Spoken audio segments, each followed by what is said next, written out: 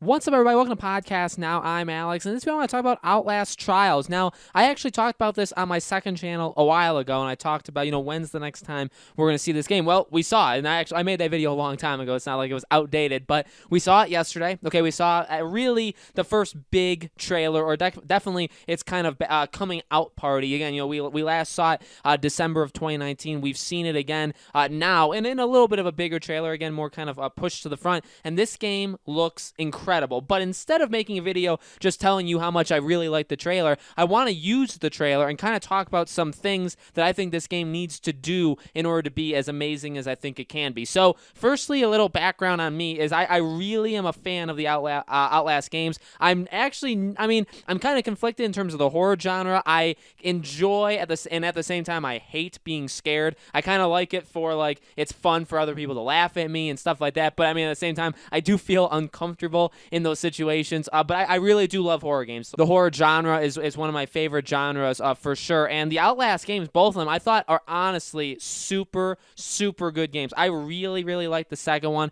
mainly like the school scenes. I think those are just the absolute best. I think those are some of the best scenes in any horror game. I truly, truly do believe that. So, again, Outlast Trials, now, we know that this is a multiplayer game, okay? There's really no other way of saying it. This game, and they talk about it in any kind of blurb you read from them, is that you're going to be playing this with your friends. And I guess from the cover, even from the the picture, what this game looks like, it looks like 4 players, so it looks like a 4-player kind of multiplayer game. And, in the trailer, we kind of saw how that's going. Not necessarily how it's going to work, right? But we kind of see how you get into the situation, right? That you're kind of like a science experiment. You get put into this test, and you're basically running around and doing these things, running away. Obviously, you're going to be running away from a lot of different people in this game, and your friends are going to be able to help you out. So obviously, at the end of the trailer, we see the girl trying to pick up the guy, only for her to, be eliminated, let's say, and then the guy falls, and then he gets eliminated in a much different way. So, again, I think that was a really good job of, well, firstly, it was just a really good trailer,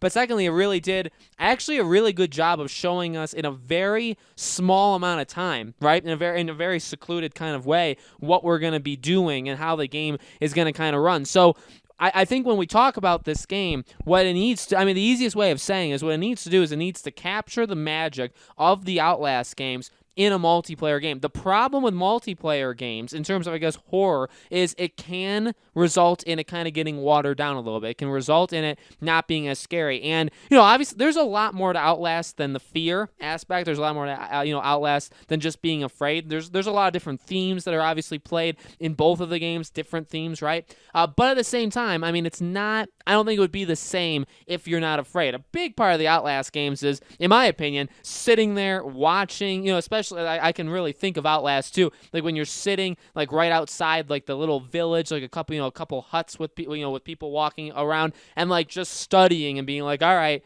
let's figure out where they're going to go. I'm going to just get through here without being scared, without having the jump scare, without having anything, and I'm going to do that. That's a big part of the Outlast games, is hiding, is sneaking around, is, again, kind of like studying enemies, again, like where they're going to be, right, their tendencies. So when you do an online game, you got to be careful, because with additional people, it makes it a little bit harder, I think, a little bit harder to get scared, okay? And really, in the way of the Outlast games, not a lot of games really have done something.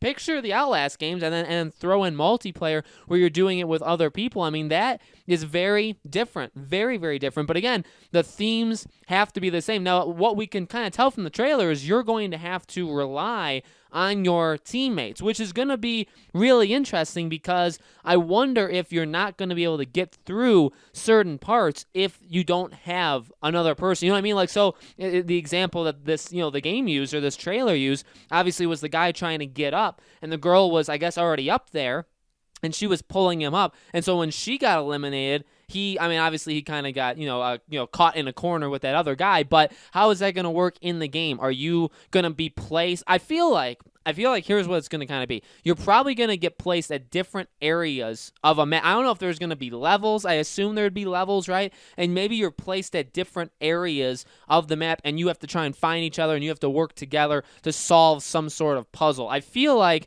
that would be the best way. That would be kind of the way that I handle it. You know what I mean? Different floors, different situations where you can't necessarily get to each other right away. One person has to do something, another person has to do something, and obviously, so here's the thing, and also by saying that and by doing kind of what I'm explaining here, it actually makes it, I think, really, really cool because it's basically Outlast, and this is how you do it, by the way. This is how you do Outlast but with multiplayer, because that's what it is. If you guys are separated a little bit, and what you do depends on somebody else, and what they do depends on you, but you're kind of separated, you can't necessarily rely on them, at least in certain circumstances. You're still kind of alone at times, right, with enemies, and then eventually, maybe you'll meet up, and then you'll, like, escape. You'll escape the level, or whatever it be. I think that would be pretty solid, because, again, you have to try to simulate the experience of the Outlast games in this, even though it's multiplayer. And I just don't know. I guess I say factually, like for my own opinion, which isn't a fact, but my own opinion would be I don't think it would work so well if you say all four of you were in the same area and you're just going through and all of you are sticking together as you're going through. I feel like that wouldn't work, and especially I don't think it would really work when, again, a big part of it is hiding, running away, and escaping, and then hiding is, kind of the result of everything, right? But mostly with these Outlast games, again, you try and keep in the shadows, you try and hide, if you do get caught, you try and run away, and again, kind of hide eventually, right? Because you can't fight back. There's nothing you can do. And if there's four of you, well, again, one, I don't think it's as scary if all four of you are kind of walking through an area at the same time. But two, a lot easier to get caught. Now, maybe there is a way in a horror kind of aspect where maybe you can change that to make it really, really tense, right? Because if there's four of you, if you're all in one area and you have to be very, sneaky and get through a spot without getting, spotted, and one of you messes up, well, that's game over, right? That's going to really suck. So maybe you can do that. I mean, I could see how that would work. I could see how that's kind of tension where, say, an enemy walks into a room and you're like, oh my God, like we have to all hide, but it's four people, so you all have to hide somewhere, right? And what if they catch one of you? You know what I mean? So I could see how that happens, but at the same time, I think you can combine the two things that I just said. You split people up. Some parts are split up, and I would say most parts you probably should be split up. That would, again, very much simulate what the Outlast games are, and then maybe eventually you get back together, right? Eventually you kind of meet up, and that's how, and you could still have some experiences with you guys all together going through an area, and then obviously having to do certain things or having to hide, whatever. It's going to be interesting. What's going to be, I think, the most interesting is, like I said, horror is obviously, it's a horror game, so horror is a massive, massive part of this game. But honestly, again, the aspects of the storytelling and the themes that are presented in these games, especially, with Outlast 2, I think they did a lot. I mean, the school scenes were basically themes and a horror, kind of a way of presenting horror all on its own. And then when you were not in that situation, when you were kind of like in the forest, you went through a lot of different places in Outlast 2, but basically when you weren't in the school, it was a different kind of horror game. They were actually relied on different things. The school was more on like ghosts and more like mind games. It was messing with you, right? Like opening and closing doors when you weren't like stuff like that. I mean, they did a lot of different things. So again, there is the horror aspect, but there's also the way that you tell a story. And I thought, for what it was worth, I thought the story of Outlast 2 was actually very solid. I thought what they were trying to do with Outlast 2 worked really, really well. And Outlast 2, I know I'm not talking, Outlast 2 is just the most recent one I've played. It's been a long time since I've played Outlast, so I don't remember it as well. But these are very good games. And again, yes, they're games that are kind of iconic because of like the lead enemy or like certain parts of this game that obviously have scared people and they make its way on YouTube and all that kind of stuff. Like, yes, that is the way, but at the same time, there is more to it. The thing with the multiplayer is it is a multiplayer game. It's very heavily focused on multiplayer. So I wonder if there will be kind of a story arc that presents itself throughout these levels, or if they kind of just drop. You know what I mean?